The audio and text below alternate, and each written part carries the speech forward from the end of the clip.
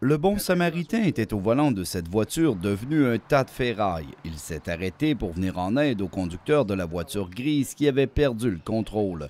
C'est le véhicule bleu qui a frappé par derrière la voiture de la victime. Fernando Gagnon est mort sur le coup. Pourtant, l'homme de 58 ans n'a fait que son devoir de citoyen. La Charte des droits et libertés de la personne oblige toute personne à porter secours à une autre personne qui est dans le besoin, dont la vie est en péril. La police précise qu'il est interdit de s'arrêter sur l'autoroute à moins d'une urgence ou pour porter assistance.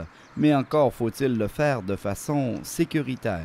Et quand on le fait, on doit se stationner le plus possible à l'extrémité droite de la chaussée, mettre nos feux clignotants d'urgence et s'assurer qu'on peut descendre la voiture sans danger.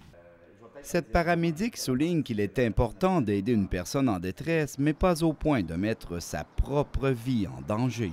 D'après vous, qui est la personne la plus importante lorsque vous avez administré les premiers soins? Et d'emblée, les gens nous répondent toujours, bien, c'est le blessé, c'est le patient. Mais c'est là où on leur montre que c'est important, que c'est eux la personne la plus importante. Maître Nancy Lajoie mentionne que le Code civil du Québec prévoit l'immunité pour une personne qui aggraverait les blessures d'une victime.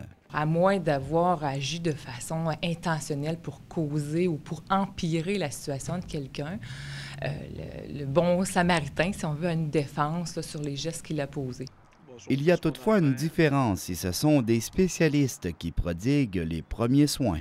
Dû à notre formation, c'est sûr qu'on a les connaissances pour agir, pour éviter, dans le fond, d'aggraver les blessures du patient, comparativement à monsieur, madame, tout le monde, qui, eux, vont agir au meilleur de leurs connaissances.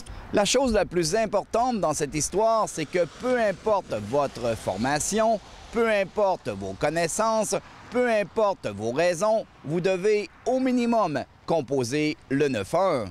Stéphane Tremblay, Rivière-du-Loup.